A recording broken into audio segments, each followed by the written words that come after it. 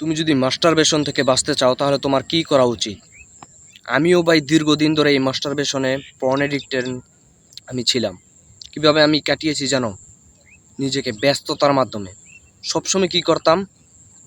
বন্ধুদের সাথে আমি ফুটবল খেলতে যাইতাম, ক্রিকেট খেলতে যাইতাম, বিভিন্ন ধরনের নিজেকে সবসময় ব্যস্ত রাখতাম। সবসময় কোনোভাবে আমি একা থাকতাম না। ঘরেও তোমার একা থাকা যাবে না যদি তুমি মাস্টারবেশন থেকে বাঁচতে চাও। এই হাত নাড়ানাড়ি থেকে তোমার জীবনকে ধ্বংস করছে ব্রাদার। এই জিনিসটা, এই হাত নাড়ানাড়ি তোমার জীবনটা ধ্বংস করছে। তুমি কিভাবে বাঁচতে পারবে? যখন থেকে তুমি এই মাস্টারবেশন বন্ধ করবে, নিজের ইচ্ছা শক্তিকে তুমি বৃদ্ধি করতে পারবে। নিজের ইচ্ছা শক্তি হচ্ছে সব। তুমি ইচ্ছা শক্তি পাবে একটাবার। তুমি ভেবে দেখো, এটা ছেড়ে দেওয়ার জন্য চিন্তা করো, সেটা আমি ছেড়ে দেব। নিজের ব্রেনকে একটা সঠিক সিগন্যাল দাও, আমি এটা ছেড়ে দেব। তোমার ব্রেনও বলবে হ্যাঁ ভাই আমি আছি। তুই চেষ্টা কর, তুমি আস্তে আস্তে চেষ্টা করো এটা ছাড়ার জন্য।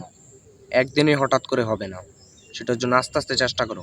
আমিও কি করেছিলাম, বলতাম আজকে ছেড়ে দেব, আবার কালকে শুরু করতাম।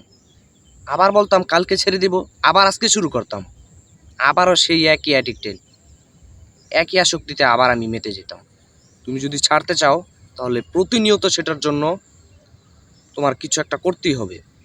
বাড়িতে যে কোনো একটা কাজে লেগে যাও, ব্যস্ততায় থাকো, সেটা তুমি কাটাতে পারবে। এটা একটা ভয়ঙ্কর একটা খারাপ নেশা ব্রাদার। এটা থেকে তোমার বাঁচতেই হবে। তোমার স্বপ্ন যদি অর্জন করতে চাও, তোমার ভবিষ্যৎ যদি অর্জন করতে চাও ব্রাদার, স্বপ্নকে পরিপূর্ণ দেখতে চাও যদি, তাহলে এটা তোমার ত্যাগ করতে হবে। এই খারাপ অভ্যাসটা তুমি ত্যাগ করতে পারবে নিজেকে ব্যস্ততার মাধ্যমে। এটা 1 নাম্বার অপশন। আমিও রেগুলার পারতাম, ডে 1, ডে 2, ডে 2, ডে 3 আবার সেই একই অবস্থায় ফিরে যেতাম। তুমি যদি সেটা থেকে কাটিয়ে ফিরতে চাও তাহলে নিজেকে ব্যস্ততায় রাখো।